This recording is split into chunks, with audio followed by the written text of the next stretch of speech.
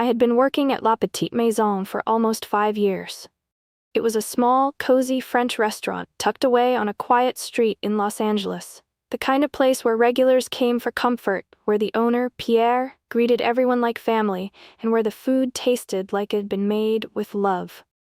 That evening, I was wiping down a table near the entrance when the door swung open, and in walked him. Johnny Depp. He wasn't dressed like a movie star, just a simple hat, a worn-out leather jacket, and a scarf wrapped loosely around his neck. But even in his quiet way, he had a presence. He smiled at Pierre, shook his hand, and took his usual corner table near the window. He had been coming here for years, always polite, always tipping well, always treating us with kindness. I had never spoken more than a few words to him, but I admired how down-to-earth he seemed. As I placed a menu in front of him, the door opened again, and a man and a woman stepped inside. They were dressed expensively. Designer coats, flashy jewelry, the kind of style that screamed money. But their expressions? Pure arrogance. They barely glanced at me as I led them to a table a few seats away from Johnny's. The moment they sat down, the complaints started. "This place looks smaller than I expected," the man muttered. "Are we sure the food here is actually good?" the woman added, looking around as if she had stepped into a run-down diner instead of a beloved neighborhood restaurant. I swallowed hard and forced a smile. I was used to demanding customers, but something about their tone made my stomach twist. I could feel Pierre watching from behind the counter, his usual warmth replaced with concern. And then, it happened.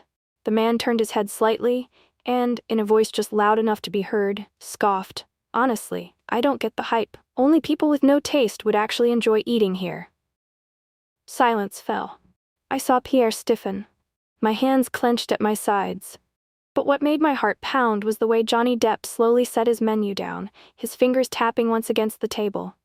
He had heard every word, and the look in his eyes told me this was far from over. Johnny didn't say anything at first. He just sat there, his gaze fixed on the couple, his lips pressed into a thin line. I couldn't tell if he was angry, but the air felt charged, like a storm waiting to break. I tried to ignore the tension, focusing on my job. I didn't want to draw attention to the situation, especially with a celebrity in the room. But every time I passed by Johnny's table, I could feel his eyes on me. The couple didn't notice, too busy sneering at the menu, complaining about everything from the wine list to the lighting. I thought I could just get through the evening, but I was wrong. After a few minutes, Johnny stood up and walked towards the counter, where Pierre was arranging plates for the kitchen. He didn't look at the couple, but there was a quiet intensity in his movements that made my heart race. Pierre glanced at him, then at me, then back to Johnny. There was a brief exchange of words, but I couldn't hear it. Johnny then turned and made his way toward the couple's table. My heart skipped a beat. Was he going to say something? Was he really going to confront them? I tried to make myself busy, refilling drinks and wiping down the counter, but I couldn't stop watching. The couple was so absorbed in their conversation that they didn't notice Johnny standing beside them until he cleared his throat. The woman looked up first, raising an eyebrow. "Can I help you?" she asked, her tone dripping with sarcasm. Johnny took a breath, his voice calm but firm. "I couldn't help but overhear your thoughts on the restaurant." He paused, letting the words hang in the air. "And I'll have to disagree." The man chuckled, clearly not taking him seriously. "Oh, really? And what do you know about this place?" Johnny smiled, but it wasn't friendly. "I know it's been a second home to me for years. The food here is real. The people here, they care." He nodded toward Pierre, who was watching from behind the counter. "That's something you can't fake."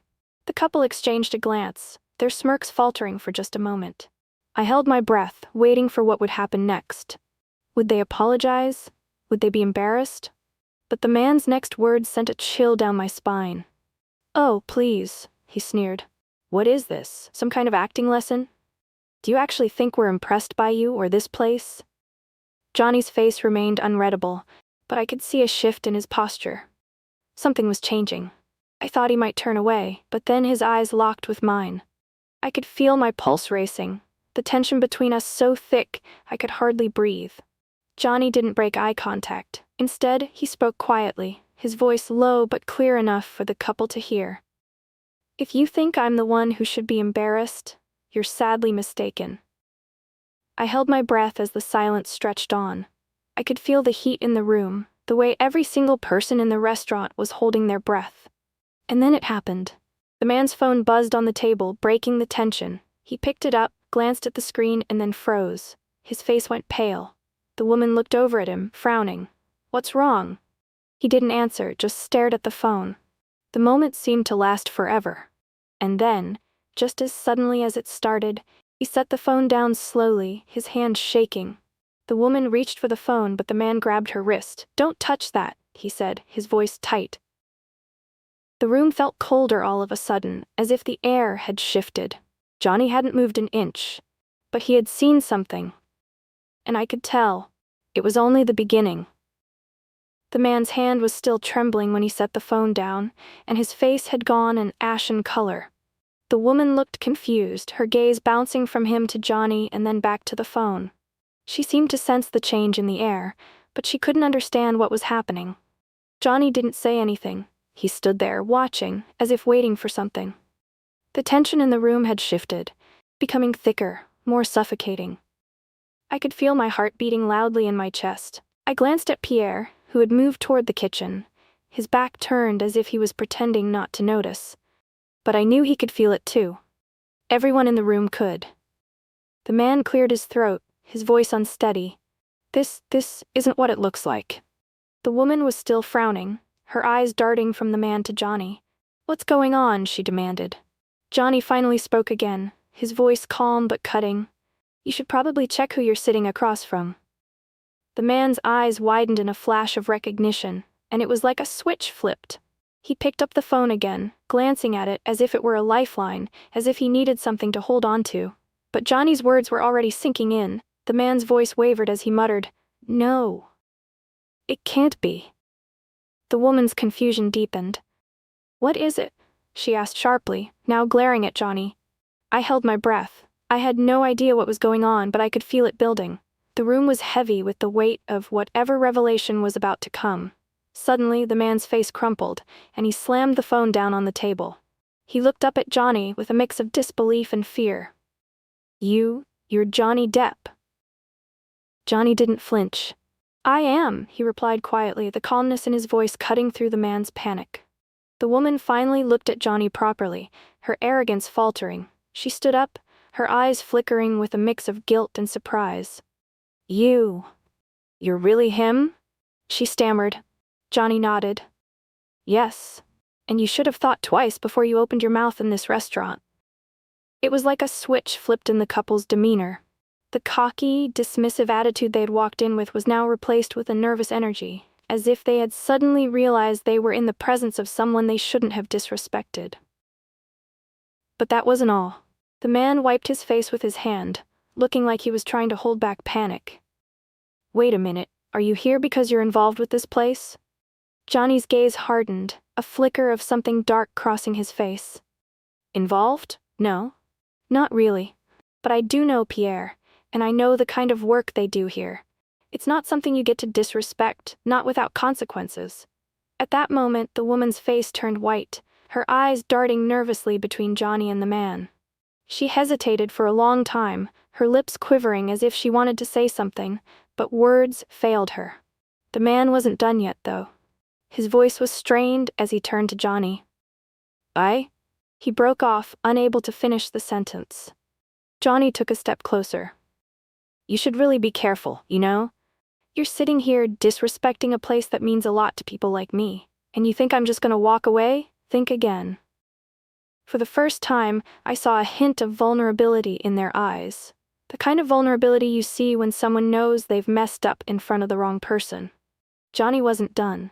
"I don't usually make a scene, but something tells me this time, I'm not the only one watching." The couple went silent, the woman now looking at the man, her anger and disbelief melting into fear. It was then that I realized what was going on. Johnny Depp wasn't just standing up for the restaurant, he was protecting it, because it meant something to him, and whatever was about to happen next would change everything. The man and woman were now both staring at Johnny like they had just seen a ghost. I could see their minds racing. desperately trying to figure out their next move, but it was too late. The damage had already been done. Johnny stood there, calm and unwavering, watching them as they fumbled for an explanation. The woman's lip trembled, and I saw the man's hand clutch the edge of the table like he was trying to hold on to his last shred of control. Finally, the woman spoke, her voice unsteady. "I didn't know." Johnny interrupted her with a raised hand. "It doesn't matter what you knew, it matters what you said, and what you said." He glanced at Pierre, who had been standing behind the counter the entire time, watching the scene unfold with a look of quiet disbelief. "What you said disrespects more than just a restaurant, it disrespects people's livelihoods." The man finally spoke up, his voice shaking. "Look, we didn't mean any harm. It's just that." He trailed off, his words failing him as he realized how pathetic he sounded. Pierre took a step forward, his voice steady but filled with hurt. "It's not just about the food. It's about the people who make it, and the community we've built here." His eyes locked with theirs, and I could feel the weight of his disappointment in every word. "You think you can just walk in here and insult everything we've worked for?" There was a long, heavy silence. The couple didn't know what to say. The smugness had completely vanished from their faces, replaced by guilt and shame. And then just when I thought the situation might calm down, something completely unexpected happened. The man's phone buzzed again. He glanced at it, and this time, I saw the panic on his face. Without a word, he grabbed the phone and stepped away from the table. The woman stood there awkwardly, not knowing how to salvage the moment. But the man's actions spoke volumes. He wasn't just embarrassed anymore, he was worried. I didn't know what was going on, but something told me it wasn't just the tension in the air that was making him nervous. There was something deeper at play here. Something beyond just a spoiled couple having a meltdown over a restaurant. Johnny didn't break eye contact with the woman. His voice was cold now, more firm than I'd ever heard it before. "I suggest you leave before things get even more uncomfortable for you." The woman hesitated, looking like she might argue, but the look on Johnny's face made her stop. She nodded quickly, grabbing her purse and standing up. The man turned back toward her, still clutching his phone. "We should go," he said, his voice strained. He didn't even look at Johnny as he turned and walked out the door, the woman following behind him in a rush. The door slammed shut behind them, and the room was silent once again. It was like the weight of their presence had lifted, and everything returned to normal. But it wasn't the same. The air still felt thick, like something was hanging just out of reach. Johnny sat back down at his table without a word, his face softening just a little. I could tell it wasn't about the confrontation anymore. He wasn't angry, he wasn't trying to prove a point. He was just watching. Pierre was the first to break the silence. He walked over to Johnny's table, his expression a mix of relief and gratitude. "Thank you," he said quietly, the words almost lost in the space between them. Johnny nodded, his eyes meeting Pierre's. "It's nothing." His tone had softened, but there was still a flicker of something deeper there. Something that spoke of past struggles, of standing up for what you believe in. I had always respected Johnny Depp from a distance, admired him for his roles and his persona. But in that moment, I saw something more than just a movie star. I saw a man who knew what it meant to stand up for the things that mattered. I walked back to the kitchen, still trying to process everything. The couple was gone. The restaurant was still standing. But there was a shift.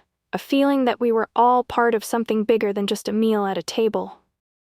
And I couldn't help but feel that something had changed for all of us that night. The restaurant slowly returned to its usual rhythm after the couple left. Customers resumed chatting, the clinking of cutlery filled the air again, and the warmth of the place seemed to settle back into its familiar groove. But something in the atmosphere had changed. It was as if the events of the past hour had etched a new layer of meaning into La Petite Maison. Johnny was still at his table, barely touching his food. His eyes were distant, but I could tell he wasn't lost in thought. He was just present. It wasn't often you got to witness someone so at peace with the moment after a confrontation like that. Pierre came back from the kitchen, wiping his hands on his apron. He walked over to Johnny's table again, this time with a small bottle of wine in hand. "For you," Pierre said, offering it with a gentle smile. A little something to show my appreciation. Johnny didn't immediately take the bottle, but his lips quirked into a soft smile. I didn't do it for the wine, he said quietly, meeting Pierre's eyes. But thank you. I don't like seeing places like this get disrespected. It's not right. Pierre nodded, but there was something more in his eyes now. He didn't seem as surprised by Johnny's actions anymore, almost as if he knew this was just part of who he was. I walked back to the counter, pretending to organize napkins while my mind raced. Johnny Depp had just stood up for a restaurant. He had defended it like it was his own home. Like he cared. But as I glanced toward the front door, something unexpected happened. The door creaked open again, and I froze. It was the couple. I hadn't expected them to come back.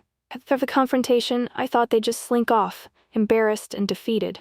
But here they were, standing awkwardly at the entrance, looking almost small. The man hesitated for a moment, his face pale but determined. The woman stood beside him, wringing her hands.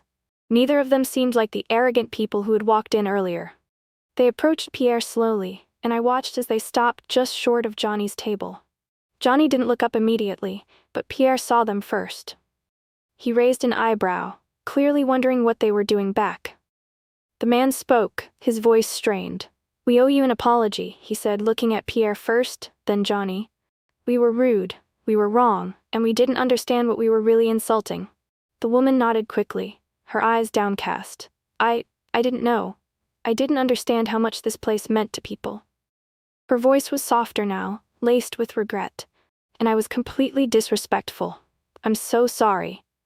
It took a few moments for the weight of their words to sink in. I had never seen them like this. Genuinely apologetic, completely humbled. Johnny set down his fork and looked up at them, his expression unreadable for a moment. There was no smugness, no harsh words, just a quiet understanding. You don't need to apologize to me, Johnny said, his voice calm but firm. But if you're sorry, you can start by making it right. Not just with Pierre, but with the people who work here. This place isn't just a restaurant, it's family. The couple stood there for a moment, processing his words. Then, the man spoke again, his voice quieter this time. You're right, and we'd like to help, if there's anything we can do to make up for it. Pierre looked at them, his face softening just a little. I think the first step is showing you respect the work we do here, he said simply. Actions speak louder than words. There was a brief silence, and I could see the couple grappling with their newfound awareness. The arrogance had completely vanished from their posture, replaced by a sincere desire to make amends. After a moment, the man turned to Johnny again. I don't expect you to forgive us right away, but I want you to know that we're willing to help in any way we can. This place, it deserves to be appreciated, and we want to make sure it is. Johnny nodded once, his lips curling into a small but genuine smile. I appreciate that. And just like that, the entire dynamic shifted. The couple had come in full of pride, insulting the very thing that had become a home for so many people, including Johnny. But they left with a lesson that would stay with them, perhaps forever. I couldn't help but feel a sense of relief wash over me. This wasn't just about a confrontation anymore. It was about something bigger. It was about respect, understanding, and the quiet power of standing up for what's right. As the couple left, they took one last look at Johnny before exiting the door. This time, there was no smugness. There was only gratitude and a promise to do better. Johnny stood up, nodding at Pierre. Take care of this place, he said quietly, as if it were something he trusted. And as the door closed behind the couple, I realized that what had started as a tense evening had ended with a surprising act of growth, for everyone involved. Even Johnny Depp. The star everyone thought they knew had shown us something much deeper that night. I don't know what the future holds for La Petite Maison, but one thing was for sure. It would never be the same again. I hope you enjoyed this wild ride of a story.